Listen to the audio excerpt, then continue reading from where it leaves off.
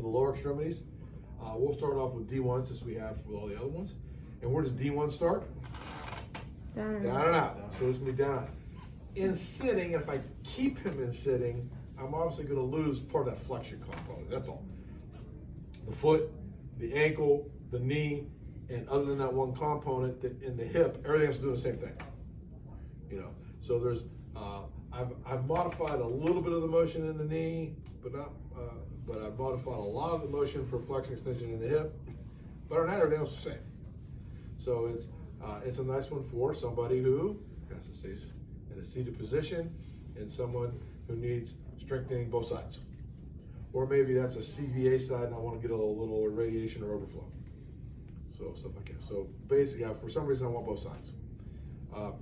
Sometimes you got to go through the ankle thing again, to kind of show them what you want.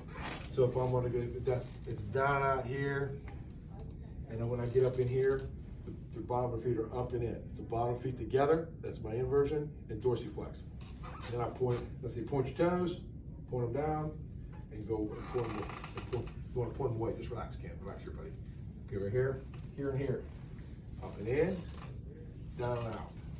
Point your toes down, plantar flexion, there you go. And then dorsiflexion. So I put the bottom feet together. I know. You're stiff as a 2x4 here, all right? Right, you see that? That's the motion we want, okay? And then when you point your toes down, and take your foot the other direction. Not take your foot, just your ankle here, Ken, not your whole leg. Relax, relax, let me move it. Ken, let me move it. That's it, huh? All right, that's all we got. Here we go, so it's gonna look like this. Come on, up and in, up. Good, nope, down, there you go. Come on. Good. And push up and in, push, and pull down out, pull down out. Is that working the hips? Yeah. Yeah, because that's a lot of hip motion in there, a lot of resistance. So that's your D1 bilateral symmetrical. Bilateral symmetrical D1 in the seated position with minimal resistance is how you label that in your notes. Okay. Then D2 is you're going to start down and in because you can't start down and out. That's for D1. I'm gonna bottom my feet like this. Then I'm going up and out.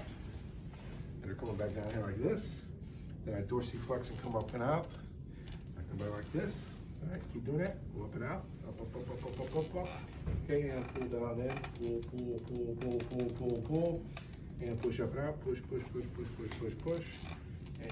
pull down and pull. Don't be surprised if you get a little cramp in here doing that. Ease up. Don't pull so hard. So then sometimes I tell people a little easier, don't go so hard, so like that, because they cramp up pretty easy. You want the toes to follow the diagonal you're doing. You don't want to do this. So like for D1, I don't want to do this. I don't want to.